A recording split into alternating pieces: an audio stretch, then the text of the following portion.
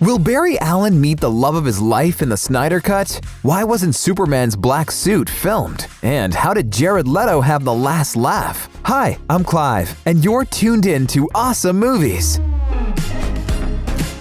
The Flash saves Iris West. One of the strangest things cut from Justice League was a short scene where Barry Allen saves Iris West before she's hit by a car. Playing Barry's love interest was none other than indie superstar Kiersey Clemons. It was always meant to be a cameo and set up the character for future movies, but yet her scene was inexplicably cut from the theatrical release of the movie. In fact, Joss Whedon didn't even do any reshoots with Kiersey. But now, Zack Snyder has restored the scene in his Snyder Cut, and Kiersey couldn't have been more excited about being a part of it, telling Coming Soon, "I know the parts that I did introducing Iris are sick. I can't wait to see the movie. I'm so happy that I've been introduced to this genre because I didn't really have any type of desire to be a part of any superhero world." Considering the upcoming Flash movie, it only makes sense to introduce Iris here. Justice League can lay the groundwork for who she is and her relationship to Barry, then expand on it in future films. At least fans will finally have the opportunity to see Kiersey as Iris after all this time. Darkseid is. When you think of the Justice League's greatest enemy, the first name that comes to mind is Darkseid. Yet, he was nowhere to be found in the theatrical cut of the movie, after all the teases that he'd appear in some way or the other.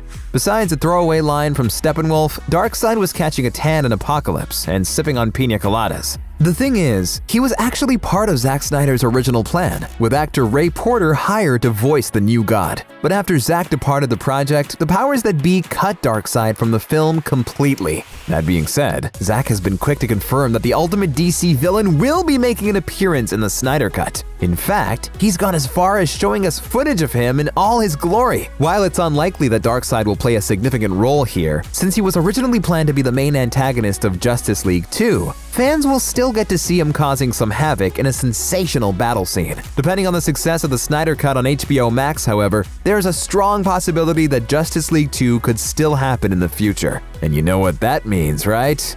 More Darkseid.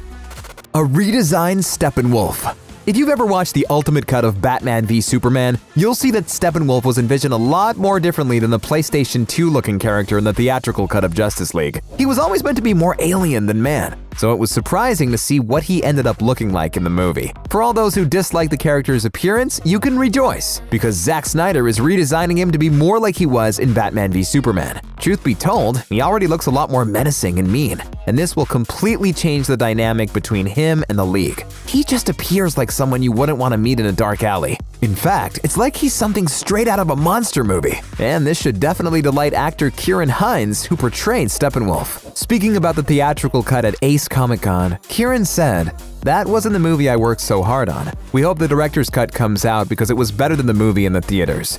Well, Kieran, you certainly got your wish, as did the rest of us. A new nightmare.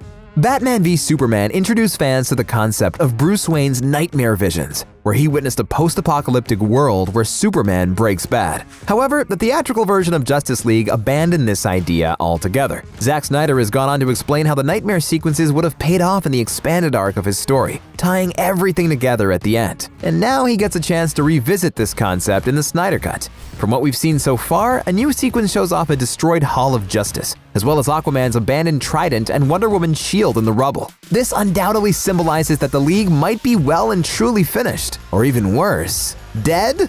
What's exciting for fans, though, is that this is the closest we might get to seeing a live-action version of the Injustice video game series. It's a different, much darker version of DC, but it's such a great story that turns everything you know on its head. Even if it's only for a brief period and the Flash does go back in time to fix the timeline, it would be great to see Batman and Superman go toe-to-toe just one more time. Perhaps we'll get to see this happen in the Snyder Cut? The introduction of Ryan Choi. Comic book fans will know Ryan Choi as one of the versions of the superhero known as the Atom. And just last year, the character made his live-action debut in the Arrowverse's The Crisis on Infinite Earths crossover. Well, he could have made an even earlier live-action appearance if actor Zhang Kai's scene wasn't cut from the theatrical cut of Justice League. While Zhang wasn't set to have a major role in the movie, he was due to make a small appearance as a Star Lab scientist in the movie. Thankfully, Ryan Choi will finally make his bow in the Snyder Cut. More importantly, we'll get to see the start of what could possibly become another hero for the DCEU to explore in the future. While an Atom film might seem a little unlikely and improbable, there's certainly a chance for an HBO Max series. Just recently, the streaming platform announced series pickups for the Green Lantern and Peacemaker. So it's definitely looking for more DC characters to adapt going forward. An Atom show based on Ryan Choi might be exactly what the doctor ordered here. Superman's black suit. The worst kept secret in Justice League was the return of Superman. Everybody knew that he'd rise again and help the superheroes defeat the bad guys. That being said, fans were left disappointed that the Man of Steel didn't wear his epic black suit like he did in the comic book event. Plus, no one really liked his weird-looking Shrek face because of the digital removal of Henry Cavill's mustache. Well, the good news is the Snyder Cut will change all of this. Zack Snyder has already released new footage showing that Supes will be back in black this time around. Yet, funny enough, the black suit wasn't actually used on set because the studio rejected it, so Zack had to get creative. During a Justice Con panel, Zack said, "I would argue for the black suit all the time, and they said it was not a good idea. I knew it was the correct evolution for him after he rose from the dead, but the perception of the black suit was just, you're trying to make the movie dark and not hilarious." This time, though, Zack got his way. So through some computer wizardry, he managed to change the color scheme from blue and red to black. And you know what's even better news? He won't have to remove anyone's mustache digitally! The arrival of the Martian Manhunter. In modern times, when you think of the Justice League, you think of a version that includes Martian Manhunter. While there were rumors that the theatrical cut of Justice League would introduce him, it turns out that the character was right under our nose. But his reveal would have happened in this movie. The original plan was for Harry Lennox's character Calvin Swanwick to be unmasked as Martian Manhunter. If this had happened in the cinema, guarantee that you would have heard the fans' reaction around the world. That being said, Harry explained that he didn't get a chance to film the scene because his part was cut after the script was rewritten. However, with the Snyder Cut now in full force, he said he'd be more than happy to return and shoot it. While it hasn't been confirmed that Harry has shot this new scene, the storyboard art reveal at DC Fandom indicates that there are plans to include this sequence in the new version of Justice League.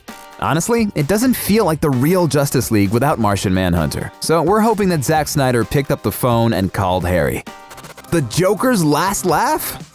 Jared Leto's Joker received a divisive reaction when he first appeared in Suicide Squad. Not many fans could get behind the tattooed gangster look, which looks significantly different from how people remember the Clown Prince of Crime from the comics and other movies. Still, the majority of the audience was willing to give him another chance, especially considering the award-winning actor's pedigree. But that looked like it would never happen after Joaquin Phoenix was cast as a new Joker.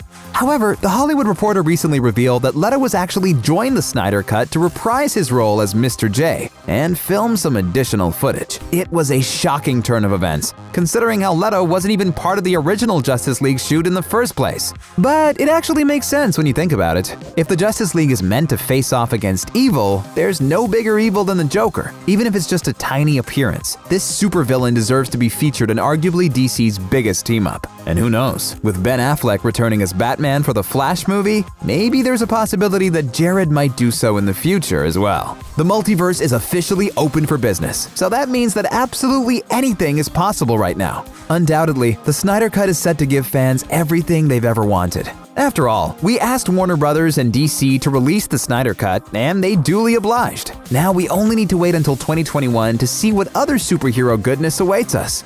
But now, it's time to hear from you. Are you looking forward to Zack Snyder's Justice League and the fact it'll be a 4-part miniseries instead of a movie? And do you think it'll be much better than the theatrical cut? Thanks for watching, and don't forget to leave your thoughts in the comments section down below. And while you're at it, give us a thumbs up and subscribe to the channel for some more awesome videos.